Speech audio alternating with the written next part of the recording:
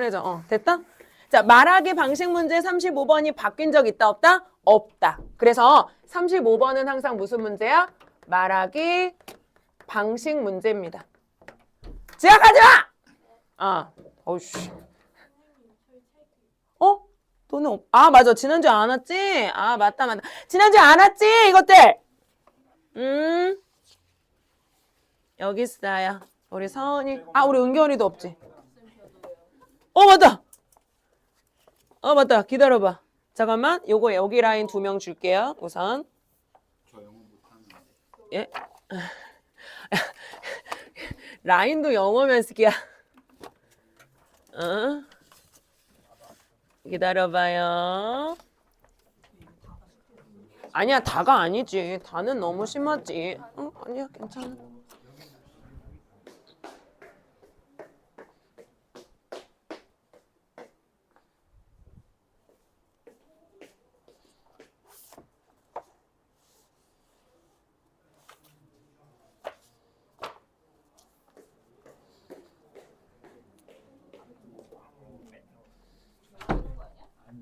나 처음 봤는데 저거. 우리 학원 나 갈래. 저희 학원이요? 있잖아. 서은아, 선생님 여기 표지 해가지고 이따가 프린트 찍어줄게. 알겠지? 26년도 수능은 중간에 있습니다. 중간이요. 요거 순서 어떻게 되냐면 26, 69 수능 순서, 그 다음 25, 69 수능 순서예요. 그러니까 요거 할 거니까 중간에 있습니다요. 요거 찾아주시면 돼요. 알겠죠? 여기에 35번 할 겁니다.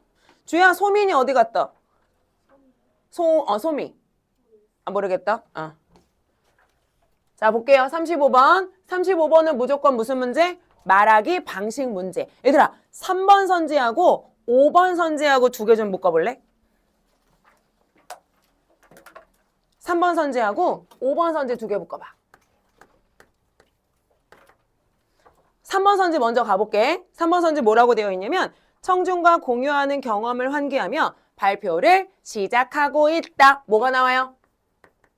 발표를 시작하고 있다 라는 말이 나오지. 그럼 얘들아, 이 말은 내가 발표회 어디에서 해야 될 말이야? 시작에서 해야 될 말이지. 그럼 우리가 지금 보는 건 어떤 사람이 발표한 발표회 뭐예요? 발표회 뭐예요? 지문이잖아요. 그치? 그럼 이 지문에 어디에 있겠어? 이 지문에 어디에 있겠어? 당연히 시작에 있겠죠. 맞나요? 따라서 발표문에 어디에 있다? 처음에 있어야 되는 내용이다. 맞지? 그 다음 5번 선지 가보세요. 5번 선지에 무슨 말 있어? 발표 내용과 관련하여 청중에게 바라는 바를 언급하며 발표를 뭐하고 있다고? 마무리하고 있다고. 자, 마무리라는 말이 나왔으니까 얘는 발표문에 어디에 위치하고 있어야 돼? 마지막에 위치하고 있어야 되잖아, 얘들아. 맞아요? 그래서 3번하고 5번 선지는 우리가 무슨 선지라고 파악할 수 있냐면 위치를 확인할 수 있는 선지예요. 이렇게 얘기해. 위치를 확인할 수 있는 선지예요. 그럼 위치 확인할 수 있는 선지는 그 위치로 올라가서 그런 내용이 있는지 없는지 눈으로 훑어보면 되니까 얘는 판단이 어떻게 빠르게 될 수 있는 선지지. 맞아요? 자, 그 다음 4번으로 선지 가보세요. 4번 선지. 4번 선지 가보세요. 4번 선지는 무슨 내용이야, 얘들아? 청중에게 질문하고 답변을 들으며 청중과 상호작용하고 있다. 여기서 나 잠깐 질문.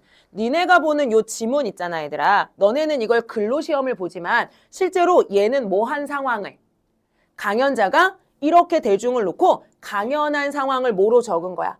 글자로 적은 거잖아. 그러면 4번 선지 같은 내용은 원래 강연문에는 있었을까, 없었을까?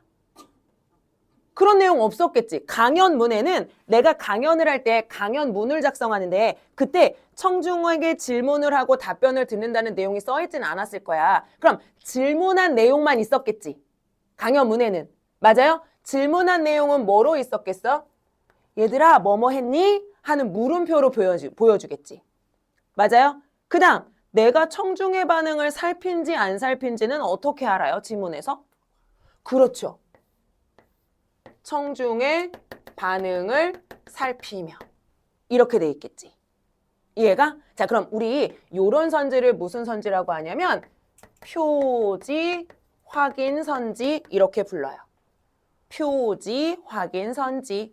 우리 국어 시간에 표지라는 말 되게 많이 들어봤지?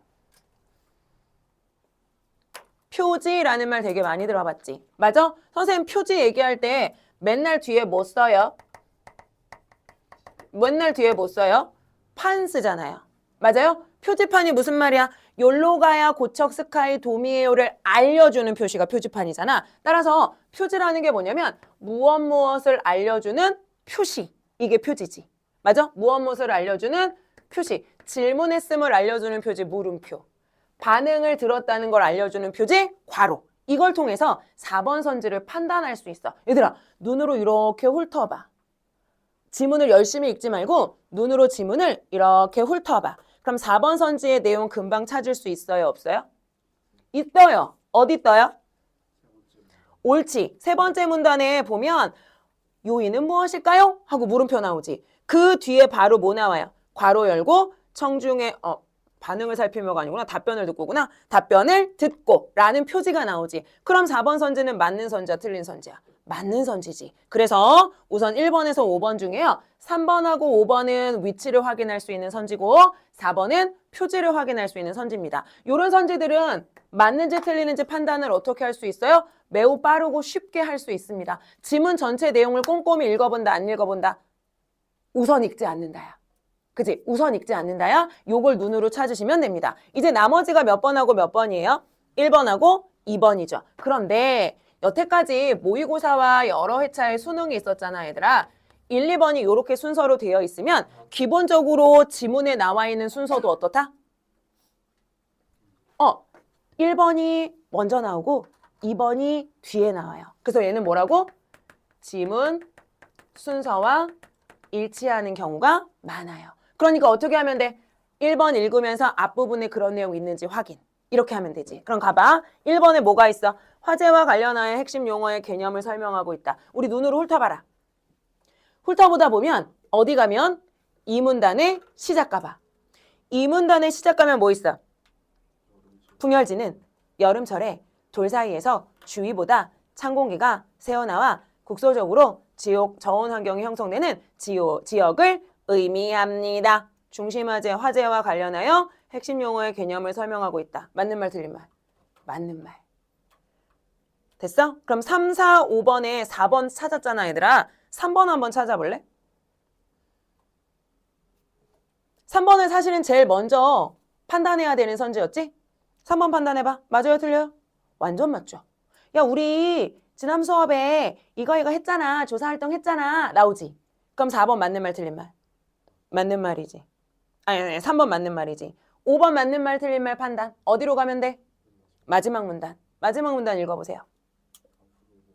그렇지. 야, 너네 누구한테 관심 좀 가져. 풍열제에 관심 좀 가져. 있어, 없어?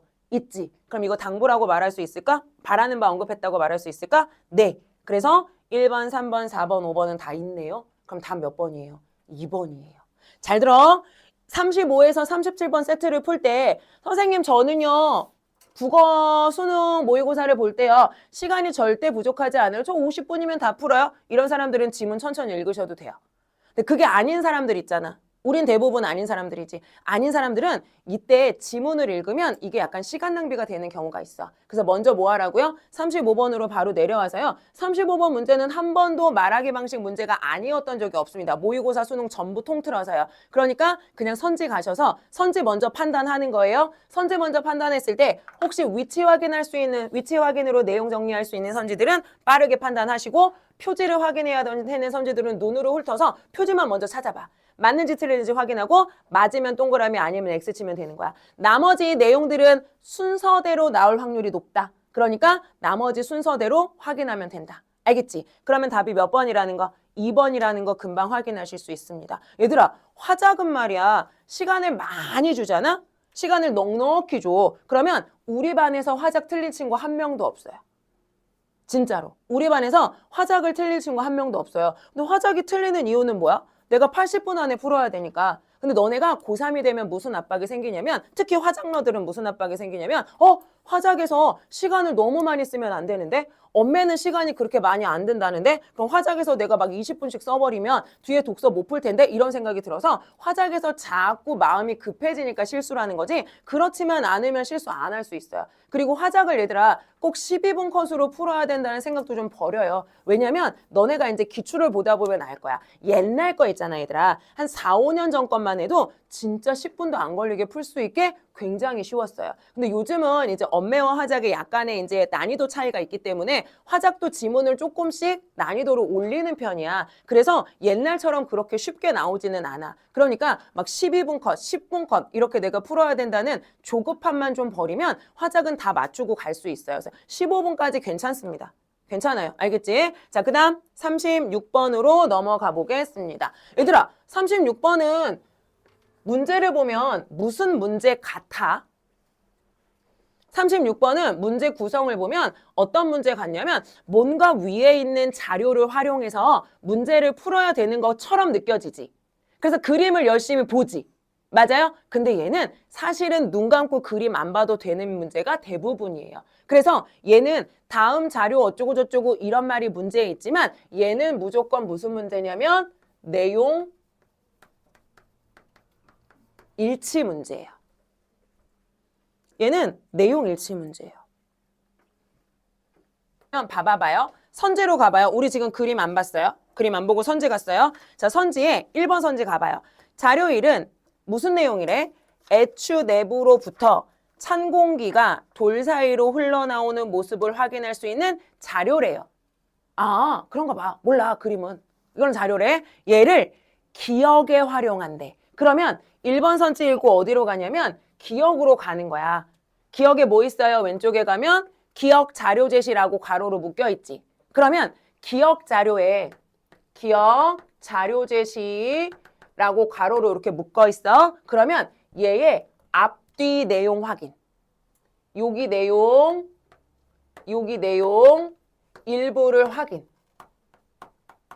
그래서 이 내용하고 1번 선지의 일치 여부만 확인해. 일치 여부만 확인해. 이게 무슨 말이냐면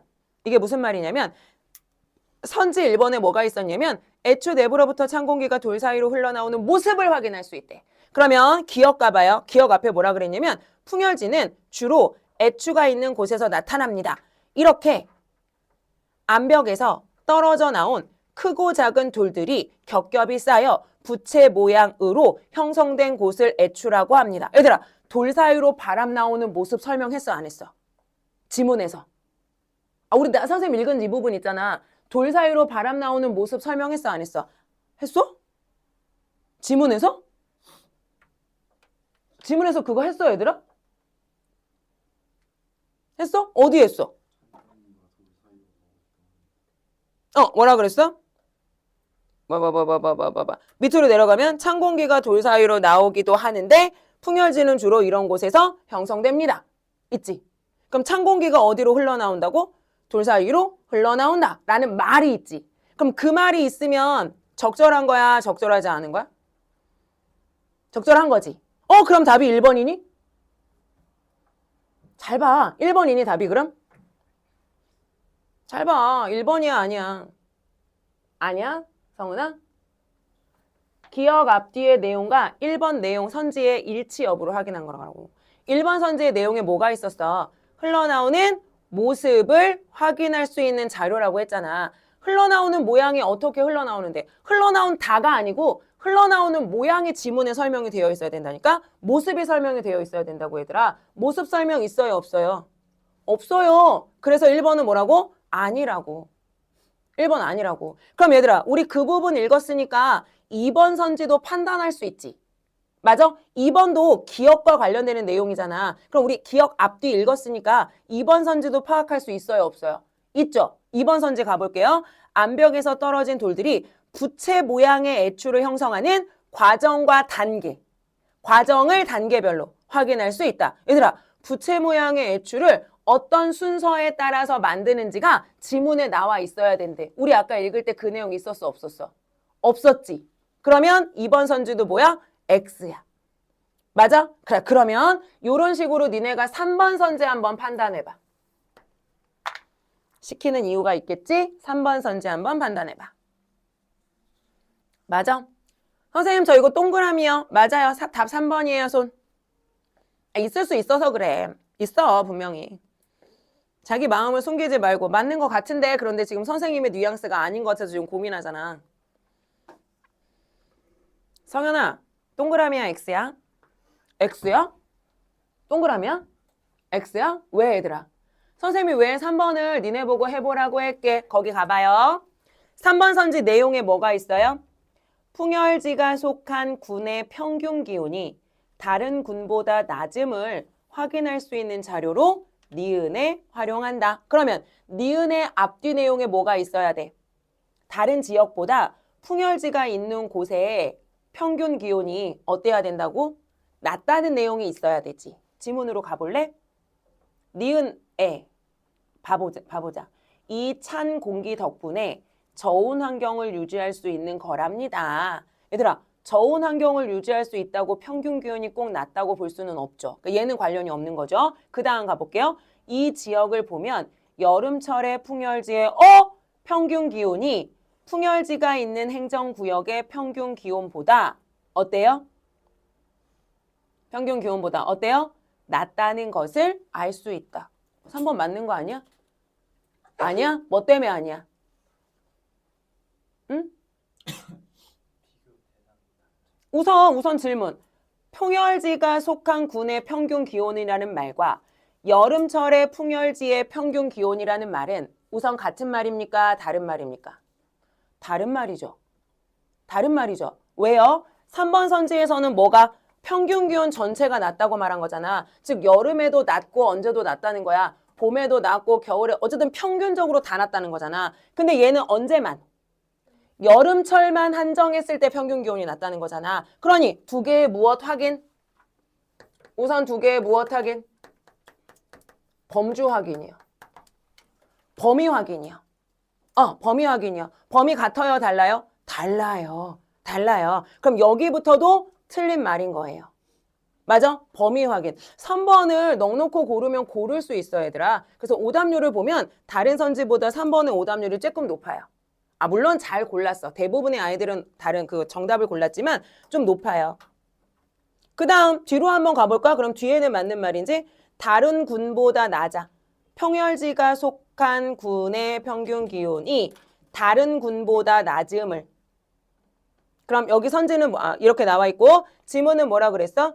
이 지역을 보면 여름철에 풍열지의 평균 기온이 풍열지가 있는 행정구역이 뭐야? 풍열지가 속한 행정구역을 말하는 거지. 행정구역, 뭐 군일 수도 있고 뭐 시일 수도 있고 뭐 도일 수도 있고 있을 거예요. 평균 기온, 행정구역의 평균 기온보다 낮다는 것을 알 수 있다. 다른 군보다 낮음을 확인할 수 있다. 그럼 요 뒤에 나머지 범주는 맞아요? 틀려요? 맞죠. 그래서 평균 기온이 어디의 평균 기온이냐, 무엇의 평균 기온이냐에 따라서 3번은 맞을 수도 있고 틀릴 수도 있는데 여기는 틀린 선지가 되는 거지. 그럼 4번은 맞아? 니은 읽었으니까 우리 4번 선지 확인할 수 있지. 우리 읽은 부분에서는 니은 내용 있어요? 없어요? 4번에 없죠. 그럼 우선 넘어가요. 마지막 5번이요. 자료 3은 무슨 자료인데 이거 디귿의 내용에 뭐가 있어야 돼?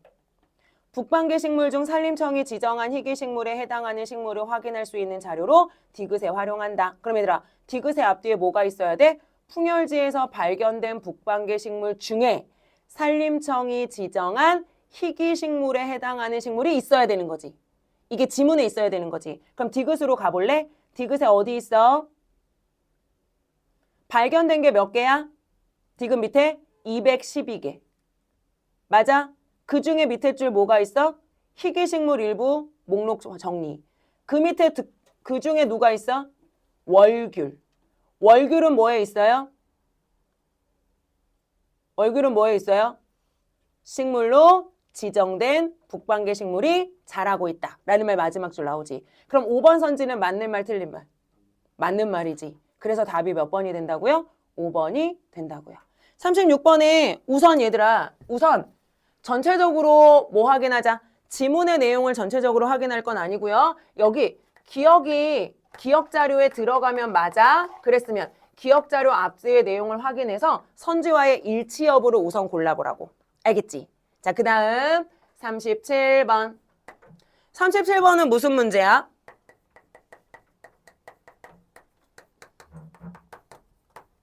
(37번은) 청중의 반응 문제예요. 37번은 청중의 반응 문제예요. 37번도 대부분 한 10번 중에 9번 이상은 청중의 반응 문제입니다. 수능에서는 거의 100% 청중의 반응 문제입니다. 그럼 얘들아, 청중의 반응 문제는 원래는 선생님이 이따가 다른 거 하나 보여줄 건데 원래는 얘가 지문과의 관련성이 가장 떨어지는 문제예요. 그러니까 무슨 말이냐면 지문의 내용은 상관없이 청중의 반응이 어떠냐를 묻는 문제라고요. 이때 청중의 반응은 두 가지로 고려하시면 됩니다. 우선 어떠어떠해서 긍정으로 생각했는지 어떠어떠해서 부정으로 생각했는지 이거 우선 첫 번째 판단. 그러니까 예를 들면 이런 거야. 어머, 나는 뭐가 뭐인 줄 몰랐는데 새롭게 알게 된 사실이 있어서 좋았어. 이렇게 말할 수 있지. 그럼 이건 뭐야? 아, 자기가 몰랐던 걸 확인할 수 있어서 강연을 긍정적으로 생각하고 있구나. 이거지. 아니, 내가 이런 거 알고 싶었는데 이런 내용은 나오지 않아서 아쉬웠어. 그럼 뭐야? 알고 싶은 내용이 강연에 소개되지 않아 부정적으로 생각하고 있다. 이거지. 그래서 긍부정을 우선 고르는 게 1번. 요거 고른 다음에 두 번째로 뭐가 있냐면 그래서 나 뭐 했어? 이렇게 반응하는 경우 있어. 나 뭐 했어? 그래서 추후 행동. 추후 행동. 있냐 없냐? 그래서 나 이런 내용이 강연에 나오지 않아가지고 나 이거 어디서 확인해봤어? 집에 가서 인터넷으로 확인해봤어. 뭐 이런 거. 친구랑 비교해봤어. 뭐 이런 거. 도서관 가서 찾아봤어. 이런 거. 이런 게 이제 추후 행동이 될 거야. 우선 청중의 반응은 이거 두 개를 잘 정리해서 머리에 넣거나 밑줄을 쳐놓으면 돼. 알겠지? 그럼 가봐. 학생 1. 학생 1. 백두대간의 고지대처럼 해발 고도가 높은 풍열지에서 북방계 식물이 서식한다고 한 내용이 흥미로웠어. 얘들아, 흥미로웠어 라고 얘기했으니까 얘 강연에 대한 어떤 태도? 긍정적 태도 갖고 있는 거지. 그 다음 옆에 뭐라 그랬어? 친구한테 식물도감을 빌려서 북방계 식물을 확인해야지. 그럼 뭐 했어? 추후 행동. 맞아? 이거 두 가지 내용이 들어가 있지. 그리고 나서 어디로 가요? 1번 선지로 갑니다. 1번 선지로 갑니다. 학생 1은 자신이 이해한 발표 내용을 다른 사람이 이해한 내용과 비교하고 있다. 얘들아, 얘가 한 건 뭐예요? 얘가 한 건 뭐예요? 식물도감에서 식물을 확인한 행동. 비교한 추후 행동은 했어요? 안 했어요? 안 했어요. 그래서 1번은 X예요. 2번을 하기 위해서 학생 2번으로 올라갑니다.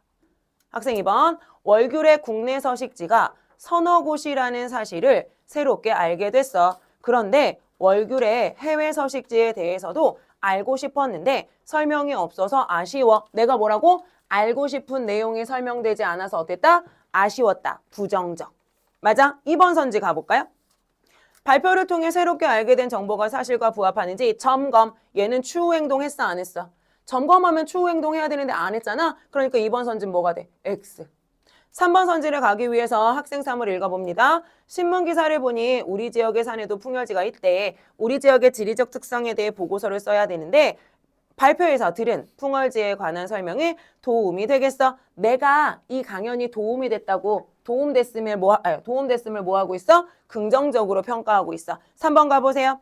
발표를 통해 알게 된 정보를 유용성 측면에서 평가했다. 유용성이라는 게 뭐야? 쓰임이 있다. 유용한 유용성이라는 건 활용할 수 있다.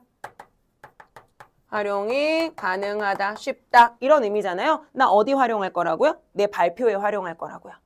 아, 보고서구나. 보고서에 활용할 거라고요. 그럼 3번 학생 맞아요, 틀려요? 맞아요. 그래서 답은 몇 번이에요?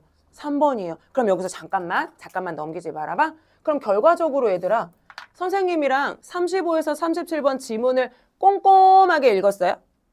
독서처럼 막 문장 하나하나 분석하면서 엄청 꼼꼼히 읽었어요? 아니죠. 아니죠. 그러면 지문을 먼저 읽는 게 의미가 없을 수 있죠. 왜냐면 지문이 아무리 쉬워도 얘들아 이 지문 읽었다고 해서 니네 지문 머릿속에 다 들어가 안 들어가? 안 들어가잖아. 우리가 화법에서 무조건 최대한 시간을 절약하기 위해서는 문제를 먼저 가요. 문제 먼저 간 다음에 문제를 먼저 갔을 때 내용을 알아야겠는데 하면 그때 가서 읽으면 돼.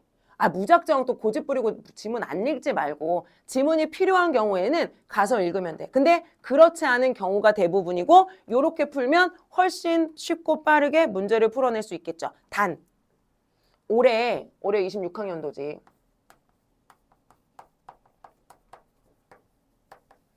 9월에 모의고사를 봅니다.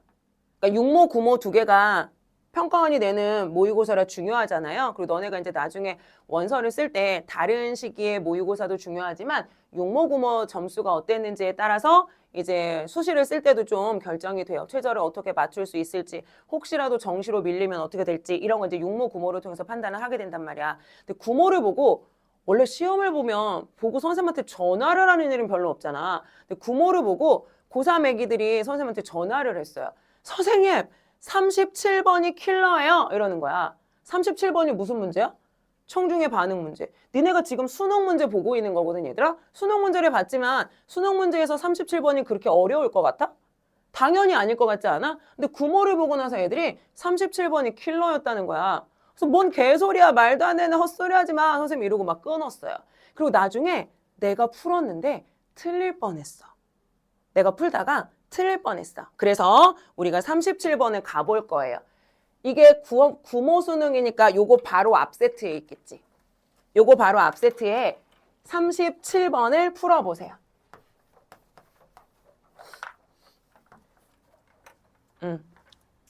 37번을 풀어보세요. 똑같이 청중의 반응 문제예요. 그죠?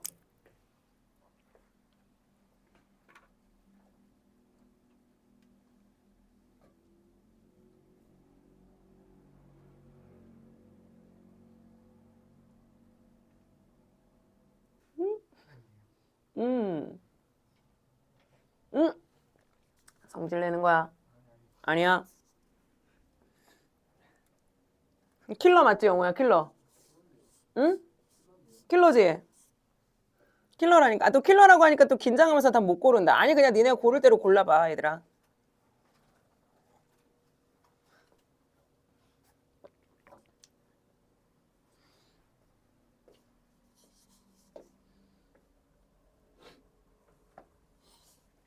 아니, 잘 생각이 안 나네, 지금.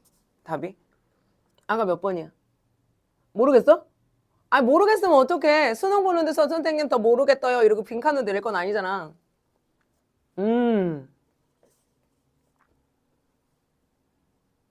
하영이 얼른 해봐. 어딘 것 같아? 다 맞는 것 같아? 1번 했구나.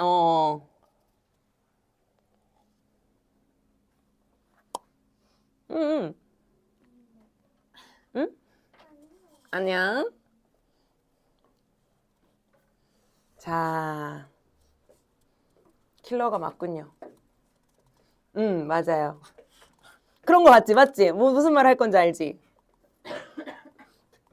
잠깐만요. 알았어요. 네.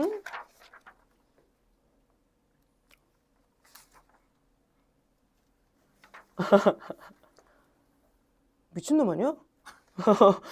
미친놈 아니야? 안 돼. 그러면 안 돼. 자, 봅시다. 1번 쓴 사람이 있을 거예요. 1번 쓴 사람이 있습니다. 1번, 아니, 반성하진 않고요. 선생님도 1번을 고를 뻔했어요. 1번을 고를 뻔했습니다. 자, 봐봐. 이때 26년 구모의 37번 문제가 문제 유형은 동일했어. 청중의 반응 문제였거든? 근데 킬러예요! 이렇게 얘기한 이유가 있다고. 잠깐 가볼게. 여기 보면 뭐가 있냐면 1번 선지를 가봐봐. 선생님이 1번 선지를 읽다가 잉! 이렇게 한 포인트가 있었다? 응? 뭐야? 이런 선지가 나왔다고? 이러면서 약간 이상하게 생각한 포인트가 있었어. 그게 뭐게? 가볼게. 학생 1은 발표 내용의 일부를 정확히 이해하지 못하고 있다. 라는 선지가 있지. 그럼 질문. 1번 선지를 판단하려면 얘들아 뭘 알아야 해? 그럼 이게 필요하잖아.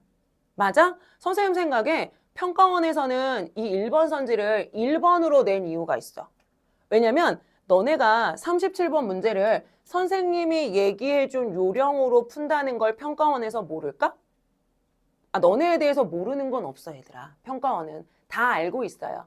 그렇지만 특별히 이 문제가 엄청 중요한 어떤 변별을 가르는 문제가 아니기 때문에 그냥 그런 유형으로 대부분 낸단 말이야. 그런데 평가원 입장에서 이것들이 이렇게 요령으로만 문제 푼다고? 라는 생각이 들 수 있지. 그래서 뭐 한 거냐면 37번 문제지만 내용을 확인해라 라는 힌트를 내 생각엔 1번에 준 것 같아. 선생님이 1번 선지를 읽고 약간 잉? 한 이유는 뭐냐면 이상하다. 지금까지 내용을 확인해라 라는 선지는 없었는데 갑자기 1번에 내용을 확인해라 라는 선지가 나온 거야. 그러니까 이 문제는 혹시 내용하고의 관련성이 있나? 라고 나는 생각했어. 근데 이건 그러니까 나만이 아니고 나 같은 가르치는 사람 입장에서 생각할 수 있는 거야. 너네처럼 어떤 사람들 수험생의 입장에서는 국어까지는 생각할 수가 없지. 그래서 애들이 뭐 되게 많이 찍었어요?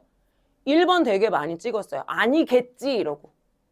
아니겠지 이러고 1번을 찍었다고. 근데 사실은 1번은 답이 아니에요. 답이 아닙니다. 그래서 요 세트는 얘들아 뭐와 관련이 있어요? 내용일치와 관련이 있는 세트였어요. 사실은.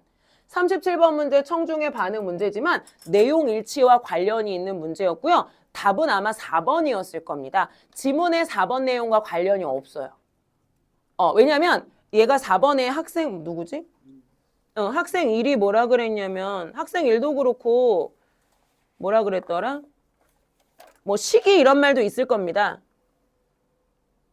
그쵸? 학생 3이 뭐 연중 언제 날리냐 뭐 이런 거 궁금해하고 이랬을 거예요. 근데 지문에 지문에 내용이 들어가 있어요. 그래서 내용을 확인하면 얘네의 질문이 맞지 않음을 알 수 있어요. 알겠지? 그러니까 37번이 이때는 뭐였다고요? 내용일치 문제였다고요. 내용 확인 문제였다고요. 그래서 선생님이 작년에 모의고사를 이렇게 쭉 너네가 풀면 나도 같이 풀어보거든. 내가 풀면서 아이들하고 무슨 얘기했냐면 얘들아 수능에서 37번 문제가 이런 원래 유형과 관련되는 세트가 아닐 수 있어. 그래서 선지에 내용을 확인해야 되는 선지가 나오면 너네 무조건 귀찮다고 생각하지 말고 내용 확인해야 돼 라고 이야기를 해줬는데 이번 수능, 너네가 지금 풀고 있는 게 이번 수능이잖아 얘들아. 이번 수능은 어땠어? 이런 유형으로 안 나오고 원래 요령으로 풀 수 있는 유형 그대로 제시가 됐었어요. 그럼 너네 때는 어때? 너네 때는 이런 유형이 한번 나왔잖아.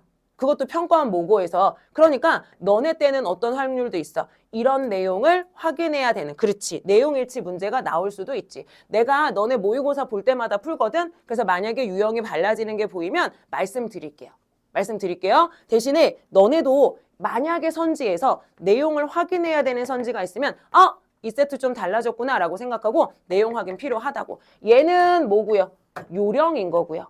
요령은 배우지만 요령이 적용이 안 될 때는 어떻게 해야 돼? 전공법으로 가야 되는 거야. 지문 읽어야 되는 거야. 무슨 말인지 알겠지? 그래서 요런 내용의 문제도 있었다. 근데 37번 청중의 반응 문제가 이렇게 나온 건 이번이 처음이에요. 이번이 처음이었어요. 모고에서요. 올해 수능은 아니었지만 내년은 모르겠다. 알겠지? 그래서 요런 것도 있더라. 라는 거 드립니다. 그러면 35에서 37 결론적으로 우리의 문제풀이 순서는 어떻게 가야 된다? 35번에 선지 먼저 판단하고 문제 풀면 되겠다. 그래서 문제를 먼저 풀어놓는다. 대신에 지문은 필요한 부분만 가서 훑어가며 읽는다.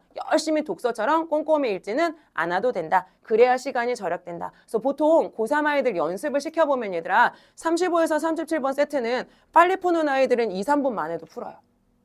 2, 3분만 해도 풉니다. 그럼 이게 2, 3분 정도 걸리면 괜찮은 속도라고 봅니다. 더 빨리 푸는 경우들도 있어요. 사실 35번 같은 경우에는 앞쪽에 있고 위치 확인할 수 있는 선지 같은 경우에는 막 10초, 20초 컷으로 풀리기도 합니다. 됐지? 이렇게 해서 여기 시간을 좀 절약해 놓읍시다. 그럼 뒤로 넘어가 보세요. 뒤로 넘어가서 어디 갈 거냐면 43에서 45번 세트 갑니다. 43에서 45번 세트 갑니다.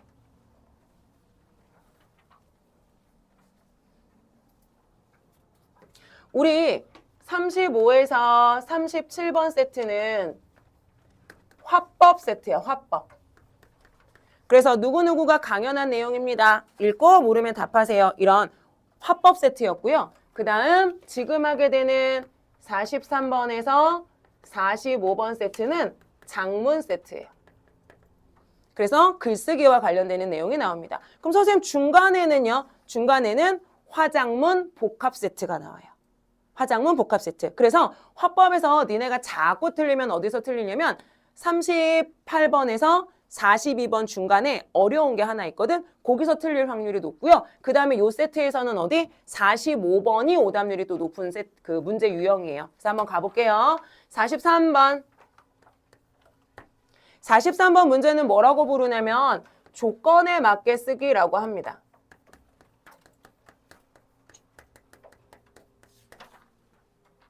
(43번) 세트는 조건에 맞게 쓰기라고 합니다. 요게 무슨 말이냐면 지금 보기에 보면 얘들아 A에 들어갈 글의 조건이 설명이 되어 있어요. 맞죠? 자, 그런데 이 조건이 보통은 어떻게 나눠지냐면 두 가지로 나눠집니다. 내용과 표현으로 나눠져요. 내용과 표현으로 나눠집니다. 우리 그럼 거기를 한번 가볼게요. 43번에 뭐라고 되어 있냐면 마지막 문단에는 글의 전체적인 흐름을 고려하여 완벽주의적 자기제시 성향으로 인해 겪을 수 있는 정서적 어려움을 명시하고 정서적 어려움을 명시해야 된다고 얘기했으니까 얘들아 어떻게 돼야 돼? 비유적이거나 은유적이면 안 돼. 돌려 말하면 안 돼. 직접 드러나야 돼. 맞지? 그 다음 두 번째, 이를 완화하는 데 도움이 되는 태도와 그것이 가져올 긍정적 변화. 태도와 미래의 긍정적 변화에 대해서 얘기하래. 그러면 지금 43번 문제에선 원래 내용하고 표현을 선생님은 나눠보라고 말했지만 지금 요 보기에서는 뭐와 관련된 게 대부분이야. 내용과 관련된 거. 요 세트에서는 지금 뭐는 없어요? 표현법과 관련되는 건 없어요. 근데 보통은 뭐가 나와? 예를 들면 비유적인 표현을 사용하여 뭐 이런 식으로. 아니면 대구의 형식을 활용하여 이런 식으로 해서 표현의 조건이 나오는 경우들도 종종 있어요. 그러면 너네가 이게 지금 조건에 맞게 쓰기에서 이 조건이 나와 있잖아. 그럼 이 글에서 보면 조건이 몇 개가 있는 거라고 생각할 수 있어? 어려움이 명시적으로 나와 있어야 돼. 태도 드러나야 되고요. 마지막에 변화가 있어야 돼요. 이거 세 가지라고 생각하시면 됩니다. 그러면 우리가 뭐 알아야 되냐면 정서적 어려움이 뭔지 알아야 되겠지. 맞아요? 정서적 어려움이 뭔지 알아야 되겠지. 우리 43번 문제를 풀기 전에 얘들아 어디를 보면 조금 완전 좋은 건 아닌데 어디를 먼저 보면 더 괜찮을 수 있냐면 거기 지문에 장문 상황은 좀 먼저 보시면 좋을 수 있어. 그래서 문제 다 풀기 전에 장문 상황 먼저 가볼게. 잠깐 미안. 장문 상황을 먼저 가볼게요. 거기 가볼게. 완벽주의적 자기 제시 성향에 대해 이게 뭐예요? 중심 화제. 그지? 나 완벽주의적 자기 제시 성향에 대해서 글을 쓸 거야. 무슨 문? 무슨 글 쓸 거야? 설명하는 글 쓸 거야. 그럼 장문 뭐예요? 목적이요. 설명하는 글이니까 무슨 문이에요? 그렇죠. 설명문은 뭘 목적으로 하는 글이에요? 설명문은 얘들아 내가 지금 하는 말을 글로 쓰면 다 설명문이야. 맞아? 그럼 나의 목적은 뭐야? 정보를 전달해서 너네가 이걸 뭐 하는 게 1차적 목적이야. 이해시키는 게 1차적 목적이야. 그치? 정보 전달을 통한 이해가 목적이야. 그 다음 옆에 뭐 있어? 학교 신문에 실으려 함. 학교 신문 뭐예요?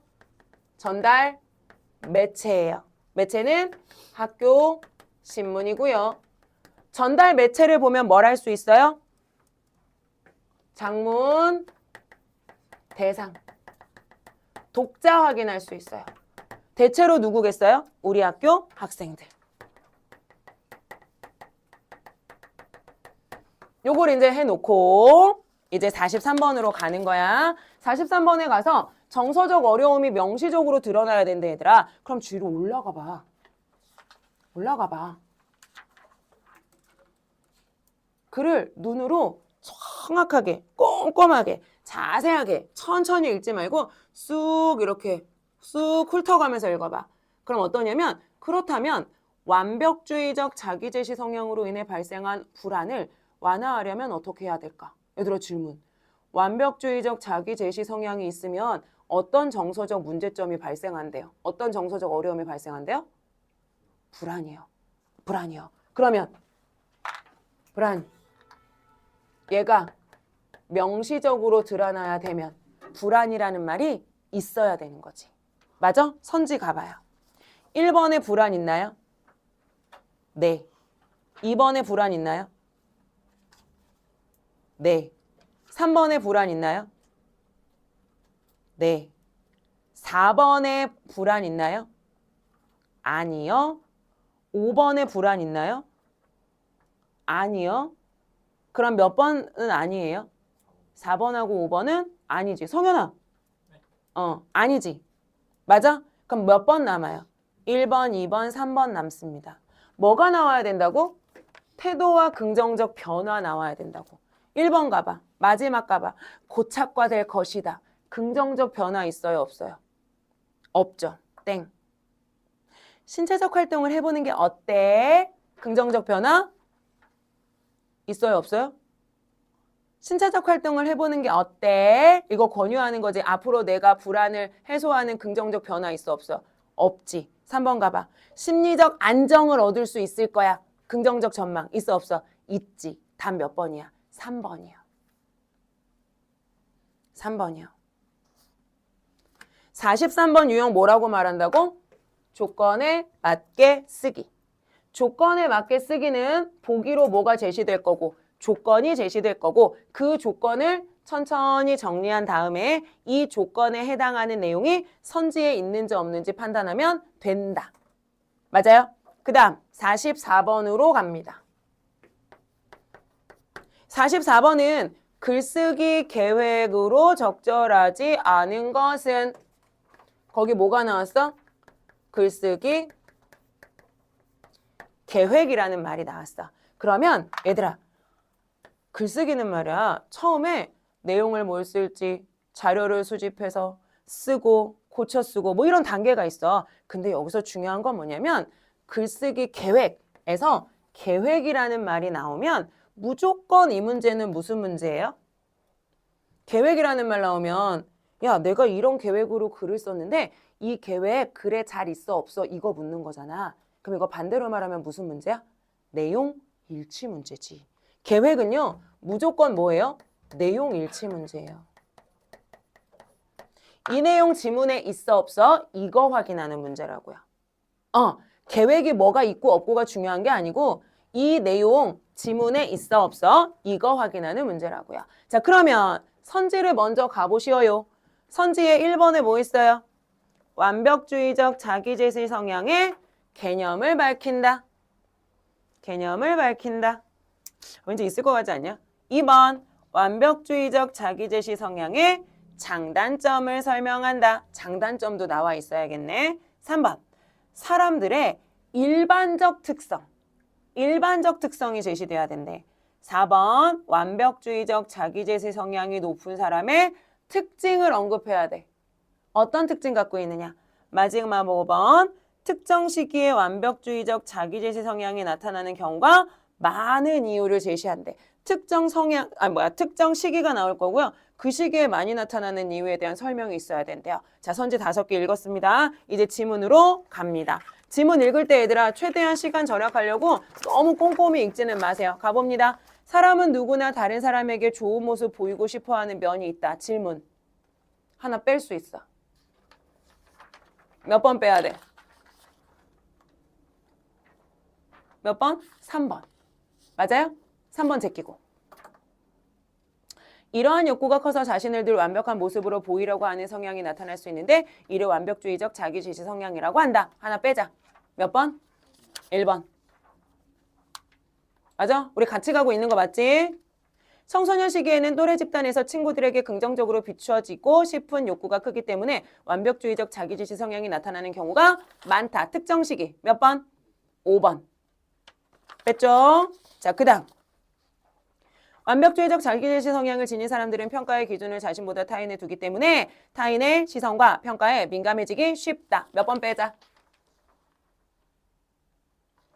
4번. 그래서 몇 번? 2번. 장점 있을까 없을까? 없어요. 왜냐면 다음 단락 가봐야 얘들아. 다음 단락은 무슨 내용이야? 완벽주의적 자기 제시 성향으로 생긴 불안을 완화하는 방법. 맞아? 그러니까 장점 있어요, 없어요? 없어요. 그래서 몇 번이에요? 2번이에요. 진짜 빨리 풀 수 있겠지. 맞아요? 자, 이제 마지막 45번 문제. 45번 문제는 얘들아, 얘가 말 그대로 자료 활용하기 문제입니다. 찐 자료 활용하기. 사실 36번은 얘들아 자료 활용하기처럼 보이지만 무슨 문제였고 내용 일치 문제였고 45번이 찐 자료 활용하기 문제예요. 그럼 얘도 얘들아 우선 니네가 뭘 생각해 봐야 되냐면 이거야. 자료의 내용과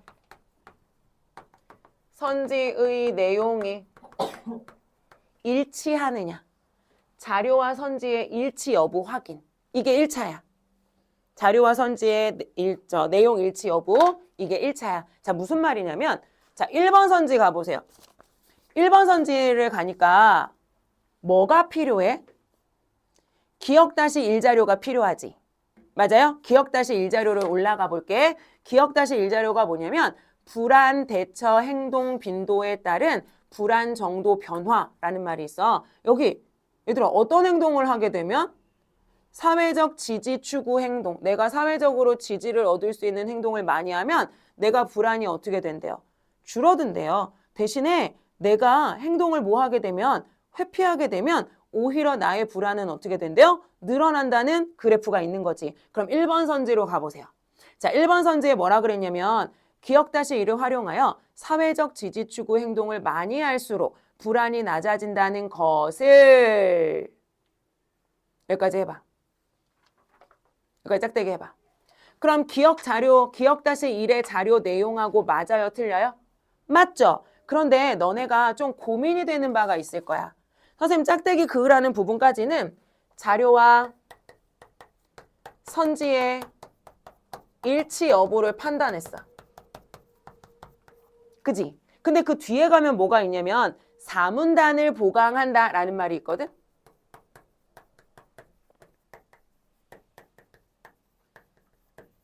근데 니네가 이렇게 생각할 수 있잖아. 이게 사문단의 내용하고 맞지 않는 걸 수도 있지.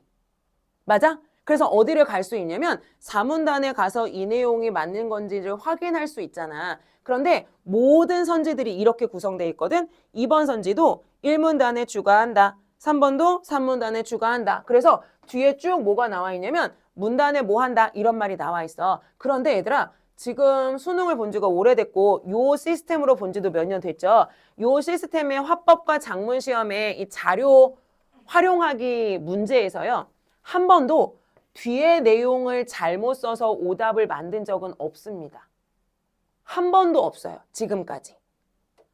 그렇다면 무슨 소리야? 니네 때도 그럴 가능성이 높긴 하다는 뜻이지. 하지만 그렇지 않은 경우 있을 수 있어 없어? 있을 수 있지. 그래서 우리 어떻게 하기로 약속할 거냐면 우선 지금 같은 요령으로 푸는 거야. 앞에 자료와 선지의 일치가 아닌 게 있는지 먼저 찾는 거야. 아닌 게 있는지 여기서 답이 나오는 게 있는지 먼저 찾는 거야. 근데 얘들아 여기서 답이 안 나와. 그럼 뭐 판단하라는 얘기야? 이 뒷부분 문단의 내용과 일치냐 아니냐를 판단하라는 뜻이야. 근데 아까 말씀드렸지만 여기는 아직까지 뭐다? 오답이나 정답을 만드는 것에 의미가 있는 선지는 없었다. 그러니까 우리는 뭐만? 여기만 우선 판단한다. 여기만 우선 판단한다. 그럼 1번 선지는 그런 의미에서 맞는 선지, 틀린 선지? 맞는 선지지. 2번 선지 가볼게요. 2번 어때요, 얘들아? 학생의 발표에서 완벽하게 보이려는 것을 완벽주의적 자기제시 성향 구체적 사례. 니은 완벽주의적 자기제시 성향의 구체적 사례 맞니? 네. 그럼 2번 선지 맞는 거죠. 디귿이요. 디귿을 활용하여 정서를 명확히 인식하는 것을 전제로 한 정서 조절이 인지적 유연성의 바탕이 된다는 것을 인지적 유연성 발휘로는 한 문단을 추가한다. 유연성의 바탕이 된다. 디귿 뭐 있는데? 정서를 명확히 인식하는 것을 전제로 한 정서 조절하면 인지적 유연성의 바탕이 됩니다. 인지적 유연성을 발휘할 수 있습니다. 맞아요? 틀려요? 맞죠? 그럼 3번도 맞는 말. 4번에 기억-1과 니은을 활용했어. 기억-1은 회피 많이 하면 불안 높아져요. 이거고 니은은 그것을 한 학생의 인터뷰였어요. 그럼 두 개를 활용하여 회피적 행동이 불안에 미치는 영향을 불안이 회피적 행동으로 인해 가중된다는 점을 뒷받침한다. 맞는 말 틀린 말? 맞는 말이지. 그러면 1번, 2번, 3번, 4번은 선지와 자료의 일치가 일어납니다. 5번은 왜 안 될까요? 우리 아직 문단은 안 봤잖아. 문단 보지 말고요. 5번은 왜 안 될까요?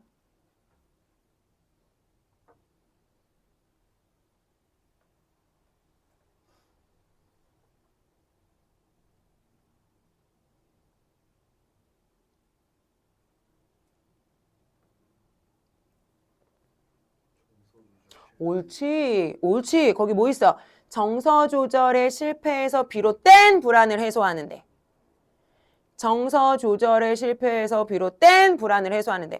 불안 중에 무슨 불안? 정서 조절의 실패에서 비롯된 불안. 맞아? 그럼 얘들아, 걷기가 말이야. 뭐에 효과가 있다고 했는데, 불안 정도를 감소하는 데 효과가 있다고 했는데, 정서 조절 실패와 관련 없지. 그럼 답은 몇 번이야?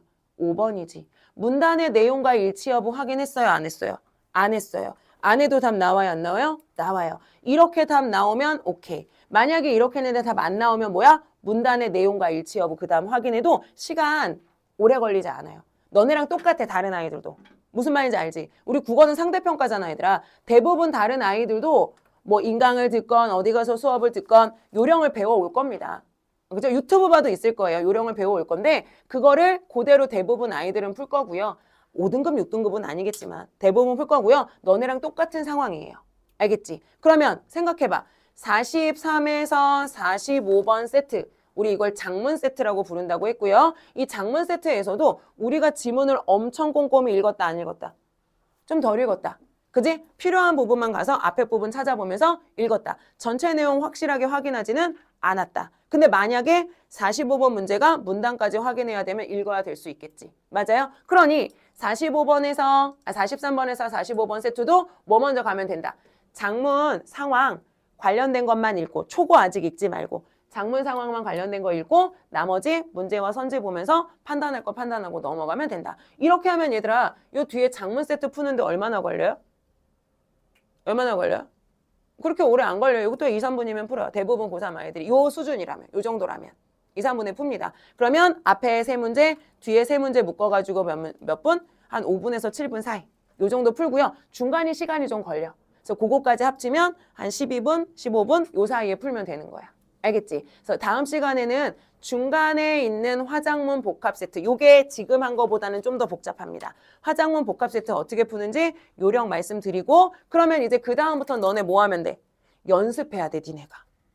니네가 연습해야 돼. 근데 연습하다 보면 무슨 일이 벌어지냐면 얜 내용 봐야겠네. 이런 거 무조건 있어, 얘들아. 그럼 그때는 내용 가서 천천히 읽으시면 돼요. 알겠지? 그래서 요거 연습했습니다. 2개 알려드렸어요. 그러면 너네 이번 주에 있잖아, 얘들아. 이번 주에 미리 말씀드릴게. 우리가 모의고사랑 수능 포함해서 6회가 있잖아. 그중에 지금 하나는 했잖아. 그치? 요거 이제 이번 주 숙제로 해서 너네 다 하셨겠죠? 했잖아요. 그럼 5회가 남았어요. 5회가 남았고 5회 문제 6개씩 풀어오시면 돼요. 그럼 몇 개? 30문제가 되겠죠. 우선 화장문 6개. 앞에 3개, 뒤에 3개. 요것만 요령 습득하면서 풀어보시면 돼요. 알겠지? 요거 6개 우선 화법과 장문의 숙제로 미리 내드립니다. 됐어요? 네. 그러면 화장실만 잠깐 갔다 오세요. 완전 쉴 건 아니고요. 화장실만.